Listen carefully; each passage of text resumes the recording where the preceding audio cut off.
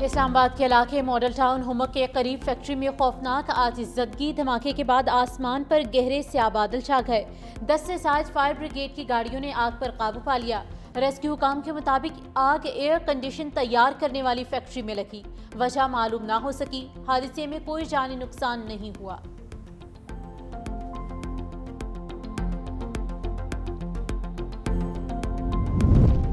P T C L ملازمین pension case میں supreme court کا بڑا فیصلہ۔ چیف جسٹس پاکستان یحییٰ آفریدی اور جسٹس امین الدین خان نے پینشنرز کے حق میں فیصلہ سنایا۔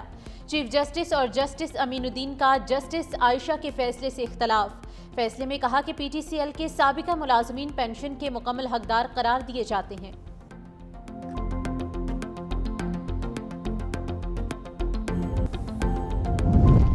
سیالکوٹ میں 3 ملزمان کی اسٹور پر ڈکیتی کی واردات۔ دکاندار اور عملے کو یرغمال بنا کر ڈاکو 7 لاکھ لوٹ کر فرار۔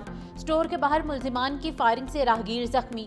سی سی ٹی وی منظر عام پر مقدمہ درج کر لیا گیا۔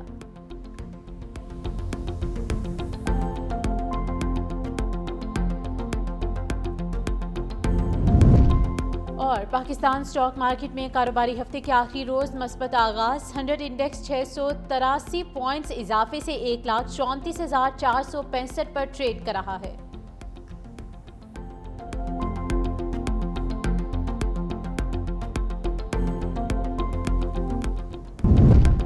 دنیا بھارت کے توسیع پسندانہ عزائم اور ہندوتوا انتہا پسندی کے خطرناک رجحانات سے بدظن ہوتی جا رہی ہے۔ فیلڈ مارشل کا 2 ٹوک پیغام۔ فیلڈ مارشل سید عاصم منیر کی زیر صدارت کور کمانڈر کانفرنس۔ کہا 2 طرفہ فوجی کشیدگی میں کسی تیسرے فریق کو شامل کرنا بھارت کی بلاک پالیٹکس کو فروغ دینے کی بے بنیاد کوشش ہے۔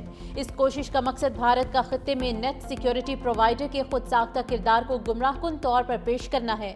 فورم نے مزید کہا کہ بھارتی حمایت یافتہ اور سپانسرڈ پراکسیز کے خلاف ہر سطح پر فیصلہ کن اور جامع کارروائیاں جاری رکھنا ناگزیر ہے۔ پہلگام واقعے میں واضح شکست کے بعد بھارت اب فتنہ الخوارج اور فتنہ الہندوستان کی پراکسیز کے ذریعے مذموم ایجنڈے کو آگے بڑھانے کی کوشش کر رہا ہے۔ اور محسن نقوی نے فیلڈ مارشل کے صدارت سنبھالنے کی خبروں کو مائنس کر دیا۔ سوشل میڈیا پر لکھا نہ تو صدر کے استعفے کی کوئی بات ہوئی اور نہ ہی ایسی کوئی سوچ موجود ہے، نہ ایسی کوئی بات ہے کہ آرمی چیف صدارت کا منصب سنبھالنے کے خواہش مند ہیں۔ صدر پاکستان کا فوجی قیادت کے ساتھ مضبوط اور باوقار تعلق ہے۔ آرمی چیف کی واحد توجہ پاکستان کے استحکام پر مرکوز ہے۔ صدر، وزیر اعظم اور آرمی چیف کو نشانہ بنانے والی مہم کے پیچھے کون ہے ہم جانتے ہیں، یہ بھی جانتے ہیں ایسا کیوں کیا جا رہا ہے اور اس کا فائدہ کسے پہنچے گا۔ محسن نقوی نے فیلڈ مارشل کی صدارت سنبھالنے کی خبروں کو مائنس کر دیا۔ سوشل میڈیا پر لکھا کہ نہ تو صدر کے استعفے کی کوئی بات ہوئی، نہ ہی کوئی ایسی سوچ موجود ہے، نہ ہی ایسی کوئی بات ہے کہ آرمی چیف صدارت کا منصب سنبھالنے کے خواہش مند ہے۔ صدر پاکستان کا فوجی قیادت کے ساتھ مضبوط اور باوقار تعلق ہے۔ آرمی چیف کی واحد توجہ پاکستان کے استحکام پر مرکوز ہے۔ صدر، وزیر اعظم اور آرمی چیف کو نشانہ بنانے والی مہم کے پیچھے کون ہے ہم جانتے ہیں، یہ بھی جانتے ہیں کہ ایسا کیوں کیا جا رہا ہے اور اس کا فائدہ کسے پہنچے گا۔ اس بیانیے میں شامل افراد کو پیغام ہے کہ دشمن ایجنسیز کے ساتھ مل کر جو کرنا ہے کر لو، ہم وہ سب کریں گے جو پاکستان کو مضبوط بنانے کے لیے ضروری ہے۔ پیپلز پارٹی ہماری اتحادی ہے، ہم کیوں نظام کو درہم برہم کرنا چاہیں گے۔ نون لیگ کے سینیٹر عرفان صدیقی کی خبروں کی تردید۔ کہا کہ آصف علی زرداری ریاست کے سربراہ کی حیثیت سے اچھے طریقے سے کام کر رہے ہیں۔ آصف علی زرداری مدبر شخص ہیں اور انہوں نے حکومت کے لیے مشکلات پیدا نہیں کی ہیں۔ کے پی میں حکومت تبدیل نہیں ہو رہی، بانی کے بچے قانون کے دائرے میں رہ کر تحریک چلائیں تو کوئی اعتراض نہیں ہوگا۔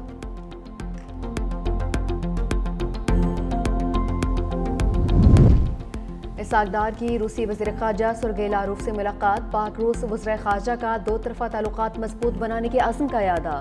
اسحاق ڈار اور سرگئی لاروف کی آئندہ ہفتے دوبارہ ملاقات پر اتفاق۔ دونوں رہنما ایس سی او وزرائے خارجہ اجلاس میں دوبارہ ملاقات کریں گے۔ ترجمان دفتر خارجہ کے مطابق ملاقات کوالالمپور میں آسیان ریجنل فورم کے موقع پر ہوئی۔ نائب وزیر اعظم اسحاق ڈار آسٹریلوی وزیر خارجہ سے بھی ملے۔ 2 طرفہ مضبوط تعلقات، تجارت اور تعلیم میں تعاون کا اعادہ۔ اسحاق ڈار کی کینیڈین وزیر خارجہ انیتا آنند سے بھی ملاقات۔ معاشی اور تجارتی تعلقات کی مزید بہتری پر اتفاق۔ ملک میں بجلی چوری میں بڑی بڑی کمپنیاں ملوث ہیں۔ وفاقی وزیر توانائی اویس لغاری کا انکشاف، کہا کہ گزشتہ مالی سال کے دوران 276 ارب روپے کی بجلی چوری کی گئی۔ توانائی کے شعبے کو مجموعی طور پر 591 ارب روپے کا نقصان ہوا۔ حکومتی کوششوں سے 191 ارب روپے کی بچت ممکن ہوئی۔ حکومت نے چوری اور نقصانات میں کمی کے لیے 100 ارب روپے کے ریلیف کا ہدف مقرر کیا ہے۔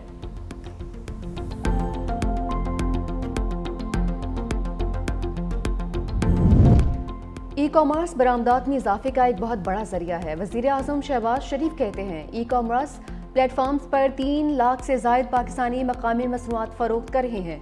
وزیر اعظم سے بین الاقوامی ای کامرس کمپنی علی بابا گروپ کے وفد کی ملاقات۔ وزیر اعظم کی ملک میں ای کامرس کے فروغ کے لیے کمیٹی تشکیل دینے کی ہدایت۔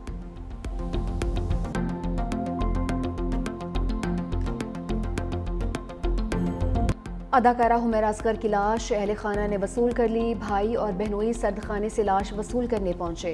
بھائی نوید اصغر نے کہا کہ خبر پھیلائی گئی، والدین لاش وصول نہیں کر رہے۔ باڈی پولیس کسٹڈی میں ہو تو قانونی تقاضے مکمل کرنا پڑتے ہیں۔ 3 دن سے پولیس سے رابطے میں تھے۔ 1 ماہ قبل میری پھپھو کی روڈ ایکسیڈنٹ میں انتقال ہوا۔ والدین اسی وجہ سے بھی کافی پریشان تھے۔ S S P South Mehroz Ali کہتے ہیں ورثہ میت لاہور لے جانا چاہتے ہیں۔ ورثہ نے فوری کسی شک و شبے کا اظہار نہیں کیا۔ اکتوبر 2024 کے بعد سے خاتون کے رابطے منقطع تھے۔ حمیرہ خود فیملی سے رابطہ کرتی تھی، فیملی ان سے رابطے میں نہیں رہتی تھی۔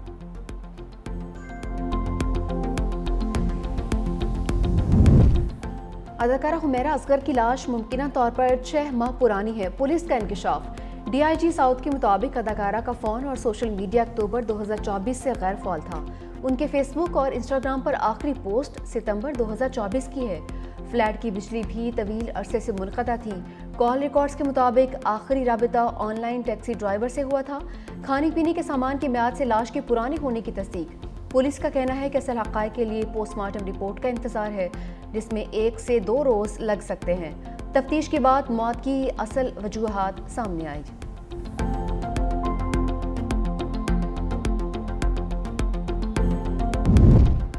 لاہور میں نکاسی آپ مکمل، بیشتر سڑکیں کھل گئیں۔ وزیر اعلیٰ پنجاب مریم نواز واسطہ اہلکاروں کی کارکردگی سے خوش، کہا موسلادھار بارش میں گھنٹوں کھڑا ہو کر کام کرنے والے اہلکاروں کو شاباش دیتی ہوں۔ بارش میں واسطہ انتظامیہ اور متعلقہ اداروں کی ٹیمز مسلسل سرگرمی عمل رہی ہیں۔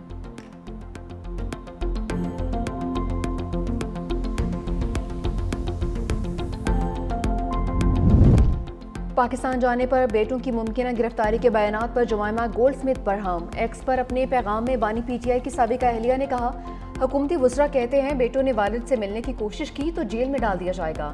ایسا کسی جمہوریت یا فعال ریاست میں نہیں ہوتا، یہ سیاست نہیں، ذاتی انتقام ہے۔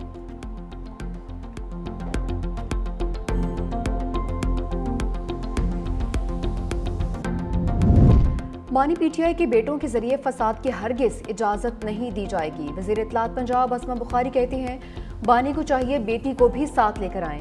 پی ٹی آئی والے اس وقت ویلے ہیں، انہیں کوئی نہ کوئی بات تو گھڑنی ہے۔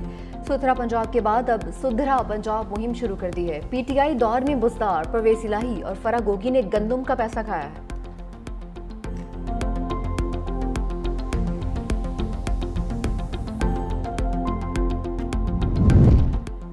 یوسف رضا گیلانی کو ٹڈاپ سکینڈل سمیت 9 مقدمات میں کلین چٹ مل گئی۔ کسی گواہ نے یوسف رضا گیلانی کے خلاف گواہی نہیں دی۔ ایف آئی اے نے ٹڈاپ میگا کرپشن کے 26 مقدمات درج کیے تھے۔ یوسف رضا گیلانی نے صدر مملکت کی تبدیلی اور صحت سے متعلق باتوں کو افواہ قرار دے دیا۔ کہا کہ حکومت کا حصہ نہ بننے کا فیصلہ پیپلز پارٹی کی سینٹرل ایگزیکٹو کمیٹی نے کیا تھا۔ سی ای سی چاہے تو یہ فیصلہ واپس لے سکتی ہے۔ پنجاب اسمبلی میں اپوزیشن کے معطل ارکان کے لیے ایک اور موقع۔ ایم پی ایس کے خلاف نااہلی ریفرنس میں پیش رفت۔ اسپیکر ملک محمد احمد خان کا معطل ارکان کو ذاتی سماعت کا موقع دینے کا فیصلہ۔ تمام 26 ارکان کو آج ذاتی حیثیت میں طلب کر لیا۔ اسپیکر کے لیے 30 دنوں میں فیصلہ کرنا لازم۔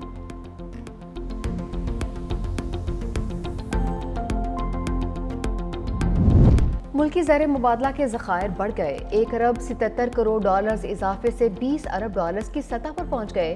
4 جولائی تک اسٹیٹ بینک کے ذخائر 14 ارب 50 کروڑ ڈالرز تھے۔ مودی سرکار کی آپریشن سندور میں ناکامی چھپانے کی ایک اور کوشش۔ رافیل طیاروں کی تباہی پر بھارتی جھوٹ ایک بار پھر بے نقاب۔ پی جے پی آئی ٹی سیل نے دعویٰ کیا کہ آپریشن سندور میں کوئی رافیل طیارہ نہیں گرا، مگر حقائق اس کے برعکس نکلے۔ فرانسیسی کمپنی ڈیسالٹ ایویشن نے مودی حکومت کے دعوے کو مسترد کر دیا، واضح کیا کہ سی ای او اور چیئرمین نے رافیل طیاروں کے حوالے سے کوئی بیان نہیں دیا۔ کچھ ذرائع نے دعویٰ کیا کہ رافیل تکنیکی خرابی کی وجہ سے گرا تھا۔